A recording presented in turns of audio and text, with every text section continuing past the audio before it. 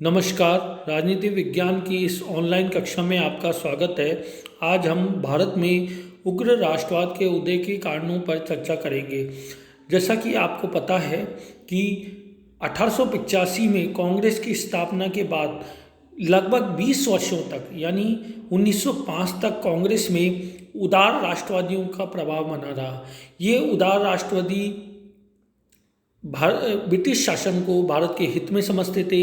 ये ब्रिटिश शासन के अंतर्गत ही स्वशासन के पक्षधर थे, यानी ये पूर्ण स्वतंत्रता के पक्ष में नहीं थे।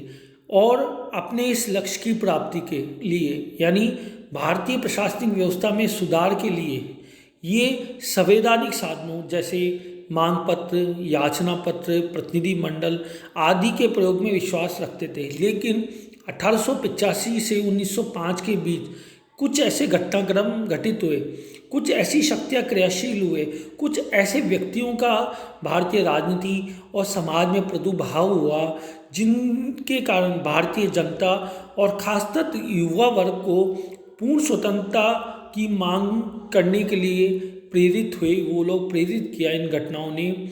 और ये जो युवा थे, ये लोग संवैधानिक साधनों के प्रति अविश्वास रखते थे। ये लोग पूर्ण स्वतंत्रता की मांग करते थे और उसकी प्राप्ति के लिए जन आंदोलन के मार्ग को अपनाना चाहते थे। इस कारण पूर्ण स्वतंत्रता की मांग और उसकी प्राप्ति हेतु जन आंदोलन के मार्ग को अपनाने वाली इस धारा को उग्र राष्ट्रीयता या उग्र राष्ट्रवादी आंदोलन की धारा के नाम से जाना जाता है। जहाँ तक कांग्रेस में प्रमुख उग्र राष्ट्रवादी नेताओं की बात है तो आप सब ने लाल, बाल और पाल इनका नाम सैकड़ों बार सुना होगा। लाल यानी लाला लाजपत राय, बाल यानी बाल गंगाधर तिलक और पाल यानी विपिन चंद्र पाल। इसके अतिरिक्त अरविंद घोष भी एक प्रमुख उग्र राष्ट्रवादी नेता हैं जो बाद में क्रांतिकारी बन गए और उसके बाद ये पौंडीचेरी जाके एक चिंतक के रूप में भी प्रख्यात हुए। ये जो उग्र राष्ट्रवादी नेता थे ये उदारवादियों की कार्यप्रणाली से सहमत नहीं थे। ये उनकी कार्यप्रणाली को राजनीतिक भिक्षावृत्ति या भिक्षावृत्ति या भीख के नाम से आलोचना करते थे। जहाँ तक उग्र राष्ट्रवाद के प्रमुख प्रतिनिधि चेहरे का प्रश्न है तो निसंदेह वो लोकमान्य बाल गंगाधर तिलक थे। जिस प्रकार गोखले उदार राष्ट्रवाद के प्रमुख प्रतिनिधि थे, उसी प्रकार तिलक उग्र राष्ट्रवाद के प्रमुख प्रतिनिधि थे। जहाँ तक उग्र राष्ट्रीयता के उदय के कारण की बात है तो आप ये मानिए कि कोई भी जो विचारधारा है या राष्ट्रीय आंदोलन में कोई भी एक जो बदलाव होता है वो यकायक या एकदम से नहीं हो जाता। उसके पीछे विभिन्न घटनाओं, परिस्थितियों, विचारों आदि का परिणाम होता है। तो जहाँ तक हम उग्र राष्ट्रीयता के उदय के कारणों की व्याख्या करें तो उसके प्रमुख कारण निम्न हो सकते हैं। पहला कारण 1892 के सुधार कानून की अपर्याप्तता। जैसा कि मैंने आपको बताया कि 1885 में कांग्रेस की स्थापना के बाद ही कांग्रेस के जो उदार राष्ट्रवादी थे वो ब्रिटिश शासन के अंतर्गत क्रमिक सुधारों हेतु प्रयास कर रहे थे। ये चाहते थे कि भाई भारत में संसदीय संस्थाओं का विकास हो, भारत में जो राजनीतिक निर्णय प्रक्रिया उसमें भारतीयों को भी भाग मिले, मतदान प्रक्रिया में भाग लगे, भारतीयों को प्रतिनिधि चुनने का अधिकार हो, स्वयं जो कानून निर्माण की संस्थाएं उसमें भारतीयों का भी प्रतिनिधित्व हो, नौकरियों में भारतीयों को प्रतिनिधित्व दिया जाए, इनकी मांग कर रहे थे। और इनकी मांग पर ही ब्रिटिश सरकार ने 1892 का भारत सुधार अधिनियम पारित किया, जिसे हम 1892 का भारत परिषद अधिनियम के नाम से जानते हैं।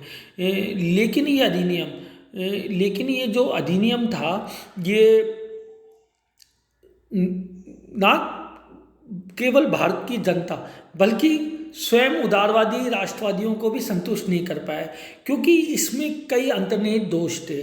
जैसे इसमें गैर सरकारी जो सदस्य थे, इसमें दो तरह के सदस्य होते थे, एक सरकारी जिसे ब्रिटिश सरकार नियुक्त करती थी और एक गैर सरकारी। तो गैर सरकारी सदस्य जो आम लोग मानते थे उनकी सदस्य संख्या बहुत कम थी, पहला। इसके अलावा इनके परिषद के जो कार्य थे, जो इनके अधिकार थे, वो भी बहुत सीमित थे। इस कारण, इस अधिनियम की त्रुटियों के कारण जो कांग्रेस के अंदर एक ऐसा तबका विकसित हुआ, एक ऐसे तबके का उदय हुआ जिसको ये विश्वास, जिनके इस विश्वास को बल मिला कि भाई संवैधानिक साधनों के आधार पर ब्रिटिश शासन से कुछ भी प्राप्त नहीं किया जा सकता।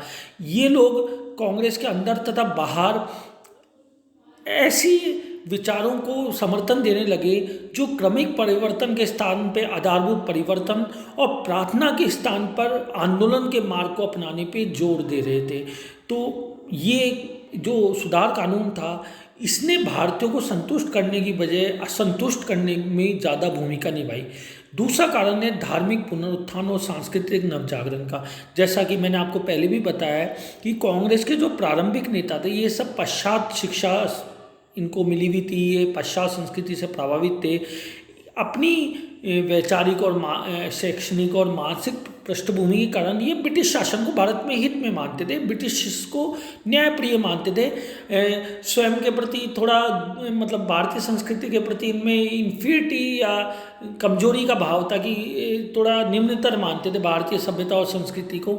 लेकिन जो भारत में कालांतर में जो धार्मिक पुनरुत्थान और सांस्कृतिक नवजागरण हुआ, उसके कारण भारतीय जनता में भारतीय संस्कृति, हिंदू धर्म के प्रति विश्वास और गौरव की भावनाओं को बढ़ावा दिया। इसके कारण कांग्रेस में भी एक ऐसा वर्ग का जन्म हुआ जो भारत की धर्म, सभ्यता, संस्कृति के गौरव से परिचित था, जिसका विश्वास था कि भाई विदेशी शासन की समाप्ति से ही भारत का कल्याण निहित है। जब स्वामी विवेकानंद ने 1893 में शिकागो विश्व धर्म सम्मेलन में हिंदू धर्म की श्रेष्ठता का जो विजय ध्वजा फहराई, अरविंद घोष और तिलक जैसे नेता, उसने अरविंद घोष, तिलक जैसे नेताओं को पर्याप्त प्रभाव किया। स्वामी दयानंद सरस्वती के जो आक्रामक हिंदुत्व का विचार था, जिसने हिंदुत्व को जो उनकी ग्लानि थी, आत्मग्लानि, उससे निकाल के एक आक्रामक भाव दिया, एक गौरव का भाव दिया। उसके कारण कांग्रेस के अंदर और बाहर ऐसे लोगों की संख्या में वृद्धि हुई जो भारतीय सभ्यता, संस्कृति, हिंदू धर्म, दर्शन, इनकी इसके प्रति गौरव की भावना रखते थे। अरविंद घोष ने कहा है कि स्वाधीनता हमारा लक्ष्य और हिंदू धर्म हमारी वो आकांक्षा पूरी कर सकता है। ये जो तिलक है, लाल बाल पाल, ये जो तीनों नेता है, ये तीनों ही धार्मिक पुनरुत्थान और हिंदू संस्कृति नवजागरण से प्रेरित थे। इसी कारण तिलक ने भारत की स्वाधीनता के लिए हिंदू उत्सवों और हिंदू संगठन पर बल दिया। ये जो नेता थे, ये भारत की स्वतंत्रता को अपना धार्मिक कर्तव्य से मानते थे। तो ये भी एक जो उग्र राष्ट्रवाद के उदय है, उसका एक प्रमुख कारण था। तीसरा कारण है प्राकृतिक प्रकोप। देखिए, 19वीं शताब्दी के उत्तरार्ध में भारत को अभूतपूर्व प्राकृतिक प्रकोपों का सामना करना पड़ा। जिस 1876 से 1900 तक 25 वर्षों में देश में 18 अकाल पड़े। इसके अलावा इससे सैकड़ों की संख्या में लोग बेरोजगार हो गए, भूखे मर गए। और ऐसे जब कोई प्राकृतिक प्रकोप होता है तो उस समय जनता को सरकार की सहायता की अधिक आवश्यकता होती है। लेकिन इस प्राकृतिक संकटों के समय ब्रिटिश सरकार ने जो सहायता का कार्य किया वो बहुत ही अपर्याप्त और धीमा था। सरकार का रुख भारत की जो आम भारतीय जनता है, उनकी आवश्यकताओं से एक तरह से उपेक्षापूर्ण ही था। अब इससे बड़ा प्रमाण क्या हुआ कि जनता तो भूखों मर रही थी, किंतु 1897 में दिल्ली में रानी विक्टोरिया का दरबार के लिए पानी की तरह पैसा बहाया गया।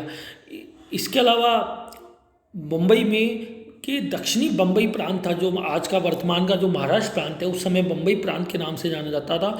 उसके दक्षिणी भाग में प्लेग फैलाई। प्लेग एक बीमारी होती है जो चूहों से फैलती है और बहुत ही बड़ी महामारी होती है। इसमें अगर ये फैल जाए तो सैकड़ों की संख्या में लोग मारे जा सकते हैं।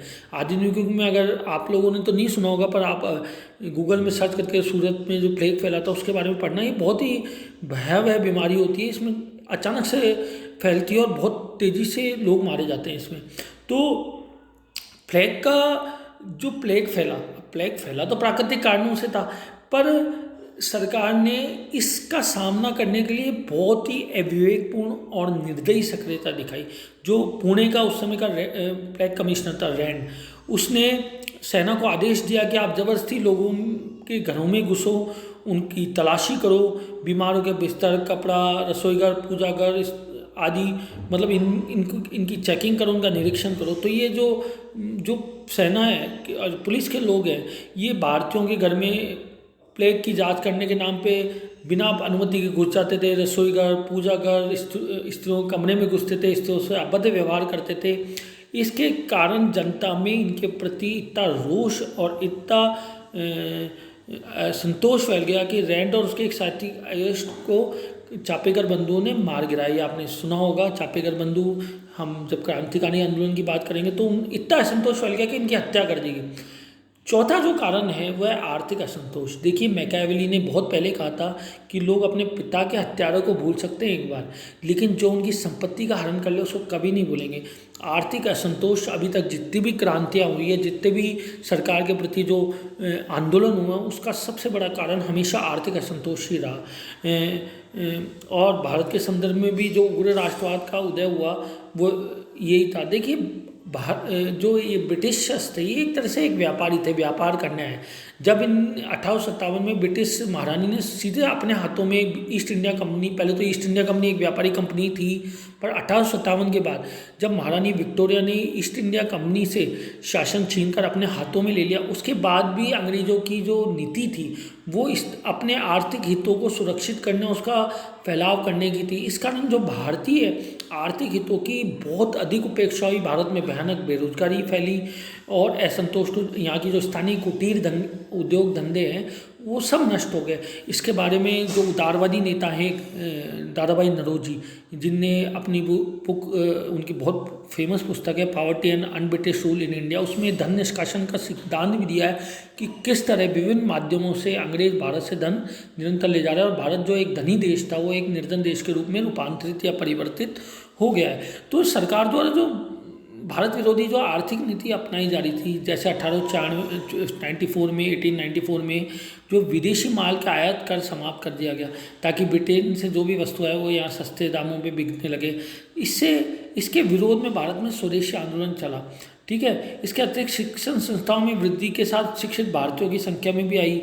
और ये जो दादाभाई नौरोजी है, इन लोगों ने, इवन गोखले, इन लोगों ने किस तरह ब्रिटिश की आर्थिक जो लूट की नीति है उस पर प्रकाश डाला। इससे भी भारतीयों में एक निराशा और तीव्र असंतोष की भावना उत्पन्न हुई, जो कालांतर में उग्र राष्ट्रवाद के उदय में जिसने एक बहुत बड़ा भूमिका निभाई। इसके अलावा अगला कारण है भारतीयों के प्रति कटुता और अंग्रेजों का अहंकार युक्त व्यवहार। देखिए, ये जो अंग्रेज थे ये वाइट मैन बर्डन के बोझ से दबे हुए थे। इन लोगों को जितने भी, ये ना केवल अंग्रेज, जितने भी यूरोपीय देश है, इनको लगता था भाई श्वेत जाति का होना ईश्वर का वरदान है, हम बहुत सभ्य हैं, विकसित हैं, और ये जो अश्वेत हैं या जो ये बुरी चमड़ी के लोग हैं ये पिछड़े हैं, हमारा ईश्वरीय दायित्व है कि हम इन लोगों को आगे बढ़ाएं, ये हमारे बराबर नहीं है। आप इस तथ्य से भी परिचित है किस तरह गांधी को ट्रेन से फेंक दिया गया क्योंकि वो एक गोरा उनके साथ सफ़र कर रहा था, उससे ये बर्दाश्त नहीं हुई कि एक भारतीय टिकट के पैसे देके भी उसके साथ यात्रा करे। तो ये लोग प्रजातीय श्रेष्ठता की भावना से ग्रस्त थे। इनका भारतीयों के प्रति अहंकार युक्त व्यवहार होता था, दिन प्रतिदिन भारतीयों के साथ अपमानजनक व्यवहार किया जाता था, अनेक बार भारतीयों से मारपीट की जाती थी। और जो ऐसे अपराधों में लिप्त, नस्लीय या रंग भेद आदि अपराधों में जो अंग्रेज अधिकारी होते थे, अगर उनकी शिकायत भी की जाती तो उन्हें कोई दंड नहीं दिया जाता था, और देते भी थे तो बहुत साधारण सा दंड दिया जाता है। तो इसके कारण भी भारतीयों का जो आप एक हद के बाद किसी का बहुत अधिक अपमान करोगे तो उसमें प्रतिक्रिया उत्पन्न होना स्वाभाविक है, और वो प्रतिक्रिया उत्पन्न हुई और उस प्रतिक्रिया ने उग्र राष्ट्रवाद और एक जन आंदोलन को जन्म दिया। इसके अलावा अगला कारण है भारतीयों का विदेशों में भी भारतीयों के साथ दुर्व्यवहार किया गया। दक्षिण अफ्रीका और नेपाल, जो भारत के समान ही ब्रिटिश उपनिवेश थे, वहाँ भी जो भारतीय रहते थे उनके साथ इसी तरह का दुर्व्यवहार किया गया था। अफ्रीका में जो भारतीयों के साथ दुर्व्यवहार किया जाता था उसका तो उसके लिए तो गांधी ने भी संघर्ष किया था अफ्रीका में। आप सब इस बात से परिचित है, आगे भी आपको बताया जाएगा। तो इससे भी भारतीयों को ये प्रेरणा मिली कि जो हमारे साथ दुर्व्यवहार किया जाता है या हमारे साथ जो दोयम दर्जे का व्यवहार किया जाता है उसका कारण है हमारा ब्रिटेन का उपनिवेश होना या ब्रिटिश पराधीनता। हमारी स्व सम्मान की अगर हमें रक्षा करनी है तो हमारे भारत के लिए स्वतंत्रता अति आवश्यक है, ऐसा लोगों को प्रेरणा मिली। इसके अलावा पश्चिम के क्रांतिकारी विचारों का प्रभाव देखा, अंग्रेजों ने भारत में अंग्रेजी शिक्षा का जो विस्तार किया था या जो प्रसार किया था वो तो अपने उद्देश्यों के लिए किया था, अपने स्वार्थ के लिए किया था कि उन्हें इस तरह का एक वर्ग मिल जाएगा जो उनके शासन में उनका सहायक बनेगा। लेकिन उनके शासन में सहायक वर्ग का तो निर्माण हुआ, लेकिन जब भारतीयों ने अंग्रेजी शिक्षा पढ़ी, अंग्रेजी शिक्षा से परिचित हुए और पश्चात शिक्षा ग्रहण की तो वो मेजनी, बर्ग, गैरिबल्डी, वाशिंगटन, जेफरसन इनके विचारों से भी प्रेरित हुए, इनके विचारों से भी अवगत हुए कि किस तरह इनने स्वतंत्रता के लिए स्वतंत्रता के आंदोलन किया, स्वतंत्रता संबंधी इनके क्या विचार हैं। अमेरिका का स्वतंत्रता युद्ध क्या था, इटली का एकीकरण क्या था, जर्मनी का एकीकरण क्या था, आयरलैंड का संघर्ष क्या है, इंग्लैंड की गौरव क्रांति क्या है। तो इन्होंने भारतीयों को भी प्रेरित किया कि इसी तरह का संघर्ष कर अगर हम संगठित हों और विदेशी शासन के विरुद्ध संघर्ष करें तो भारत की भी स्वतंत्रता संभव है। इसके अलावा अगला जो पॉइंट है उग्र राष्ट्रवाद के उदय का, वो है भारत के बाहर होने वाला विशेष परिवर्तन। देखिए 19वीं शताब्दी से पूर्व ये धारणा थी कि पश्चिम के किसी देश यानी किसी भी यूरोपीय देश को कोई एशिया अफ्रीका का देश नहीं हरा सकता। लेकिन 1896 में एक छोटे से देश अबिसिनिया जो अफ्रीका में, उसने यूरोप के एक विशाल और शक्तिशाली साम्राज्यवादी देश इटली को हरा दिया। उसी तरह 1904-05 में जापान ने रूस को पराजित कर दिया, उस रूस को जिसको नेपोलियन भी नहीं पराजित कर पाया और बाद में हिटलर भी नहीं पराजित कर पाया, लेकिन उसको जापान ने पराजित किया था। ये असंभव समझे वाली मतलब असंभव घटनाएं थी और इसने भारतीयों को ये विचार दिया, ये इसके लिए ये प्रेरणा दी कि यदि हम भी संगठित होकर ब्रिटेन के विरुद्ध स्वाधीनता के लिए संघर्ष करें तो हमें भी अपने संघर्ष में सफलता मिल सकती है। इसके अतिरिक्त पर्शिया, चीन, टर्की, आयरलैंड में जो स्वतंत्रता आंदोलन चल रहे थे उसने भी भारतीयों को प्रेरित किया। अगला जो उग्र राष्ट्रवाद के उदय का कारण है वो है लाल, बाल और पाल का नेतृत्व। तो देखिए उग्र राष्ट्रीयता उदय में बाल गंगाधर तिलक, लाला लाजपत राय और विपिन चंद्र पाल का नेतृत्व एक बहुत महत्वपूर्ण कारक था। ये लोग अटूट देशभक्त थे, भारतीय संस्कृति से प्रेरित थे और ब्रिटिश शासन को भारत के विरोधी के रूप में देखते थे। तिलक कहते थे स्वतंत्रता मेरा जन्म से अधिकार है और मैं इसे लेता रहूँगा। लाला लाजपत राय ने तो उदारवादियों को राजनीतिक भिखारी भी कहा है। वो बोलते थे अंग्रेज भिखारी से घृणा करते हैं और मैं सोचता हूँ कि भिखारी घृणा का पात्र है, तो हमारा एक कर्तव्य है कि हम भिखारी नहीं। तो ये जो लोग थे, ये लोग संघर्ष के माध्यम से, आंदोलन के माध्यम से स्वतंत्रता प्राप्त करना चाहते थे और इनके विचारों ने महाराष्ट्र, पंजाब, बंगाल जैसे प्रांतों में जागृति की अभूतपूर्व लहर उत्पन्न कर दी। इसके अतिरिक्त जो उग्र राष्ट्रवाद के उदय का एक बहुत बड़ा और सबसे बड़ा कारण है वो लॉर्ड कर्जन का प्रतिक्रियावादी शासन। लॉर्ड कर्जन 1898 से 1905 के बीच भारत का गवर्नर जनरल रहा और अपने गवर्नर जनरल रहने के दौरान इसने अनेक ऐसे काम किए जिसने भारतीयों के असंतोष को बढ़ावा दिया। इसके बारे में विद्या वाचस्पति जी कहते हैं कि भाई 1898 से 1905 तक गवर्नर जनरल के रूप में जो लॉर्ड कर्जन ने जो कार्य किया वो वही कार्य था जो मुगल साम्राज्य के लिए औरंगजेब ने किया। यानी औरंगजेब था तो मुगल साम्राज्य अपने विस्तार की चरम परिणति पे था, लेकिन औरंगजेब के जाते ही मुगल साम्राज्य ताश की तरह बिखर गया। क्योंकि इतना संतोष उत्पन्न हो गया था उसकी कट्टर नीतियों से। यही काम कर्जन ने किया कि कर्जन ने जो प्रतिक्रियावादी कार्य किए, जैसे कलकत्ता कारपोरेशन एक्ट जिसमें भारतीयों की संख्या आधी कर दी गई, इसके अलावा प्रशासनिक गुप्त अधिनियम, ठीक है, जिसके माध्यम से समाचार पत्रों की स्वायत्तता को बहुत सीमित कर दिया, या फिर 1903 में दिल्ली में दरबार आयोजित करना, या 1905 में कलकत्ता विश्वविद्यालय के में जो उनने भाषण दिया था, या कलकत्ता विश्वविद्यालय की स्वायत्तता छीनने का जो कार्य किया था, वो भी असंतोष को बढ़ावा देने वाला ही था। वो तो कर्जन तो कहते ही थे कि भारत राष्ट्र नाम की कोई वस्तु ही नहीं है।